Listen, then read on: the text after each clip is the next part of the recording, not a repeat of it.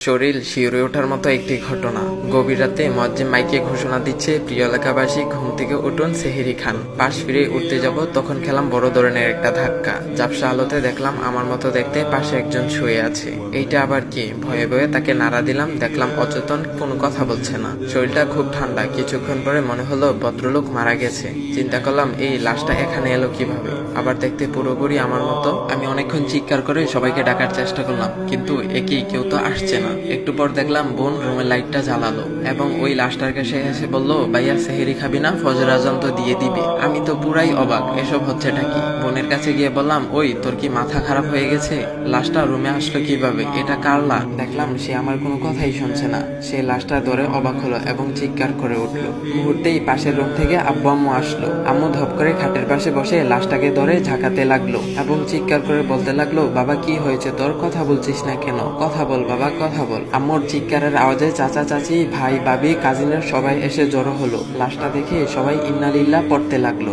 আশেপাশে কান্নার রোল পড়ে গেছে। মুয়াজ্জিন যখন আমার বাবার নাম নিয়ে বলল, অমুকের ছেলে অমুক ইন্তেকাল করেছে, তখন আমি একটা হাই লেভেলের শক খেলাম। সবাই আমাকে বাদ দিয়ে লাশটা নিয়ে ব্যস্ত হয়ে পড়লো। কাউকে বোঝাতে পারলাম না যে আমি বেঁচে আছি।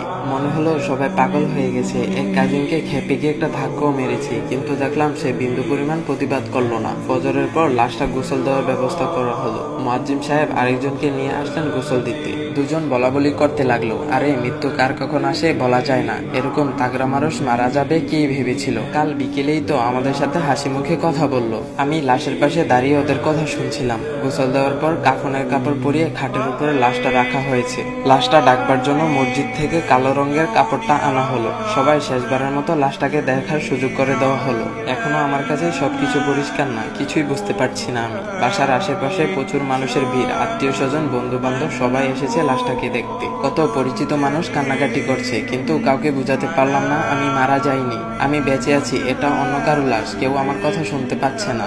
জোহরের পর জানাজার আয়োজন হয়ে গেছে। লাশটা নিয়ে যাওয়ার মুহূর্তে আম্মু আর বোনের লাশ ধরে সে কি কান্না!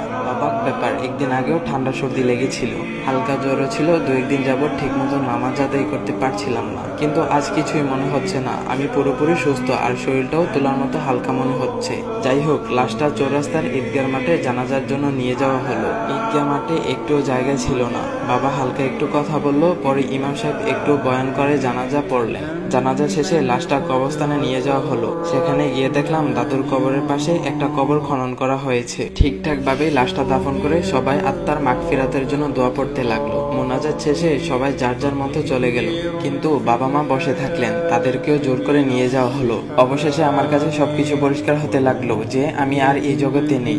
যদি আরেকটা বার সুযোগ পেতাম তাহলে কত যে আমল করতাম। সবসময় মসজিদ মাদ্রাসায় পড়ে থাকতাম, কিন্তু তা তো আর হবার নয়। একটু পরে দেখি আমি ওই কবরে রাখা লাশটার মধ্যে চলে যাচ্ছি। চারিদিকে শুধু অন্ধকার, অনেক ভয় হচ্ছিল। একটু পরেই মুনকার নাকির আসবে, বিভিন্ন প্রশ্ন জিজ্ঞাসা করবে, না পারলে শুরু হবে কবরের আযাব। শুয়ে শুয়ে অন্ধকার ঘরে পুরো ঘটনাটি চিন্তা করলাম। এগুলো তো একদিন আমার সাথে হবে, একদিন তো আমিও মারা যাব।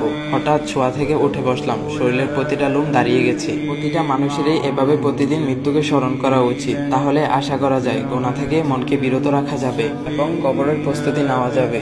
তো গাইস, আজকের কথাগুলো কেমন লেগেছে অবশ্যই কমেন্ট করে জানাবেন। আর এমন ইসলামিক ভিডিও পাওয়ার জন্য ভাইয়ের আইডিটা একটা ফলো দিয়ে যাবেন। তো গাইস, নতুন কোনো ইসলামিক ভিডিও আসা পর্যন্ত সবাই ভালো থাকবেন। আল্লাহ হাফেজ গাইস।